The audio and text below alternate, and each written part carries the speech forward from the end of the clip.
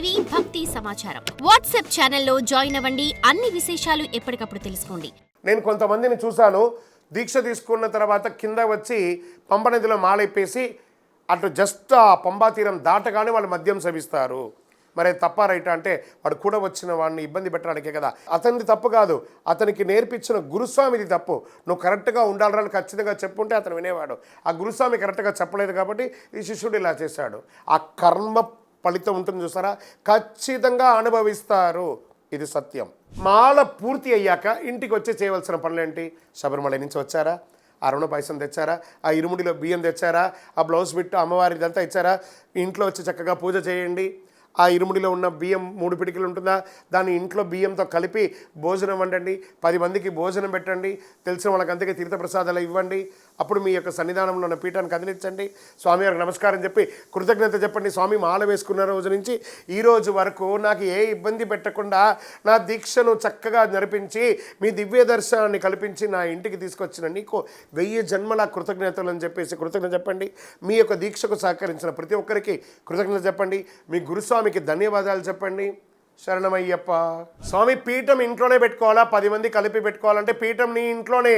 నువ్వు మాల వేసుకున్నది నీ భార్య పిల్లలకు, నీ తల్లిదండ్రులకి, నీ కుటుంబాని కోసమే కానీ 10 మంది గ్రూప్ కోసం కాదు. స్వామి మాది సింగిల్ రూమ్ స్వామి, ఎవరికి లేదా సింగిల్ రూమ్, అందరికీ ఉంది. కనీసం ఒక చిన్న రూమ్ అయినా ప్రతి ఇంట్లో ఉంది.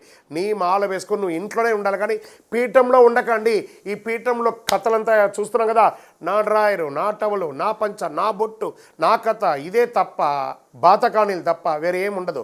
తర్వాత మీరు పీఠంలో ఉండడం వల్ల మీ తల్లిదండ్రులకో, మీ పిల్లలకో, మీ కుటుంబంలోనో ఏదైనా అవసరం ఉంటే మీరు ఏమైనా ఇంటికి పోతారు. అలాంటప్పుడు ఇంటికే పోకుండా మీరు సన్యాస దీక్ష తీసుకుంటున్నారా? కాదు కదా, బ్రహ్మచర్య దీక్ష తీసుకుంటున్నారు. చాలామంది చెప్తున్నారు నువ్వు సన్యాసి అయిపోయావయ్యా, నీకు ఇంటికి సంబంధం లేదయ్యా. 2-3 వీడియోలు నేను చూశాను ఏకవచనంతో. What is the mean of that? Ayyappa దీక్ష సన్యాస దీక్షనా? ఇట్ ఈస్ అ బ్రహ్మచర్య దీక్ష. సన్యాసం తీసుకుంటే వాడు ఇంకెందుకు పనికి రాకూడదు, పోయి ఎక్కడో అడవిలో ఉండాలి. స్వామి అయ్యప్ప సన్యాసి కాదు, బ్రహ్మచారి. ముందు ఆ నోరు జారకండి. ఆ వీడియోలు పెట్టేవాళ్ళు 2-3 వీడియోలు చూశాను. నువ్వు సన్యాసి అయిపోయావట. ఎక్కడ ఉంది? శాస్త్రంలో చెప్పబడిందా అయ్యప్ప సన్యాసి అని, ఈ దీక్ష సన్యాస దీక్ష అని? ఇది బ్రహ్మచర్య దీక్ష.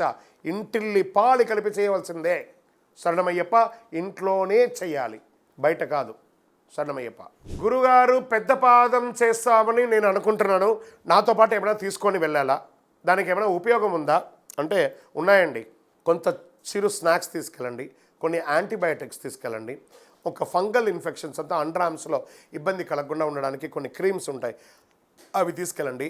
యాంకిల్ సాక్స్లు తీసుకెళ్ళండి, ఎందుకంటే కొన్ని చోట ఎక్కువ ఉంటుంది, కొన్ని చోట తక్కువ ఉంటుంది, ఎక్కడ దిగడం ఉంటుంది.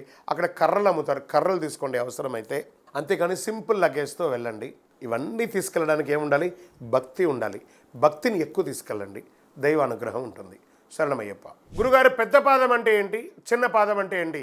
ఎరుమేలి, ఎరుమై కొళ్ళి అనే ఒక ప్రదేశం నుంచి మొదలు పెడితే పేరూరు తోడు, కాళైకట్టి ఆశ్రమం, అళుదా ఏట్రం, పేరూరు తోడు, తర్వాత ఇంజిపార కోట, కరీలాన్ తోడు, కరిమల ఏట్రం, కరిమల ఎరక్కం, పెరియాన వట్టం, చెరియాన వట్టం, పంబానది, ఇక్కడ వరకు పెద్ద పాదం. చిన్న పాదం మళ్ళీ అందరూ కామన్. పంబానది స్నానం, పంబా సద్ది, గణపతి, రామ, ఆంజనేయ నమస్కారం, పందలరాజ దర్శనం, నీలిమల ఏట్రం, అప్పాచి మేడు, శబరిపీఠం, శరణ్ గుత్తి, సన్నిధానం, కరుప్పస్వామి, కడతస్వామి, 18 అయ్యప్ప స్వామి, గణపతి, నాగర్, మాళిగేపురత్తమ్మ. ఇది యాత్ర అంటే ఎరిమేల నుంచి శబరిమల వరకు పెద్ద పాదం, చిన్న పాదం అంటే. శరణమయ్యప్ప.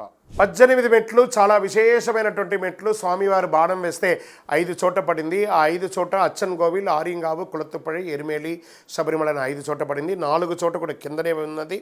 శబరిమలలో మాత్రం ఆ యొక్క విశ్వకర్మ పెద్ద ఎత్తులో కట్టేశారు.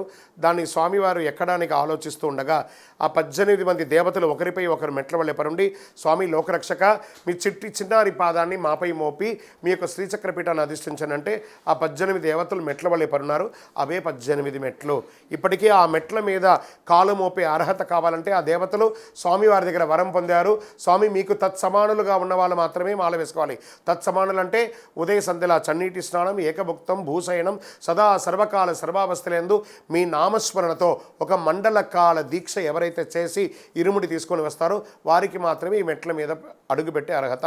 ఒకవేళ తక్కువ కాలంలో ఉంటే వాళ్ళు మా దగ్గర పనిష్మెంట్ పొందుతారు, దాంట్లో మీరు ఎంటర్ అవ్వకూడదని వరం కూడా పొందున్నారు. కాబట్టి స్వామిని దర్శించడానికి దీక్ష అక్కర్లేదు. స్వామి మెట్ల మీద అడుగు పెట్టాలంటే ముందర దీక్ష కావాలి, మండల కాలం. అదే 18 మెట్ల యొక్క విశిష్టత. శరణమయ్యప్ప. మకర జ్యోతి అనేది మేము ఖచ్చితంగా దర్శించుకోవాలా, లేదా మాకు కుదరకపోయినా పర్లేదంటే పుట్టినందుకు ఒకసారైనా మకర జ్యోతి చూడాలి, ఆభరణ దర్శనం చూడాలి. మిగతా సమయంలో మన యొక్క శక్తి, టైం అన్నీ కూడా చూసుకోవచ్చు. శరణమయ్యప్ప. మకర జ్యోతి అంటే ఏంటి? స్వామివారికి పందల రాజావారు ఇచ్చినటువంటి ఆభరణాన్ని గరుడ పక్షి పర్యవేక్షిస్తుండగా ఆ రాజవంశీకులు మోసుకువచ్చి స్వామివారికి ఇచ్చి ఆభరణం అయిన తర్వాత అది మకర సంక్రాంతి రోజు సంక్రమణం అవుతుంది. ఆ సంక్రమం అయిన తర్వాత విశేష పూజ చేసి స్వామివారికి అలంకారం చేస్తారు. ఆ సమయంలో ఇచ్చే హారతి ఇక్కడ ఇస్తారు. ఈ గంట మోగగానే ఆ అడవిలో ఉన్నటువంటి ట్రైబల్స్ అంతా కూడాను, ఆ అడవి వాళ్ళందరూ స్వామివారికి ఆనందంగా ఇచ్చే ఒక హారతియే మకర జ్యోతి.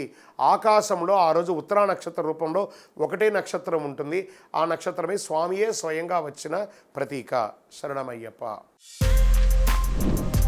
For more videos like this, subscribe Big TV channel.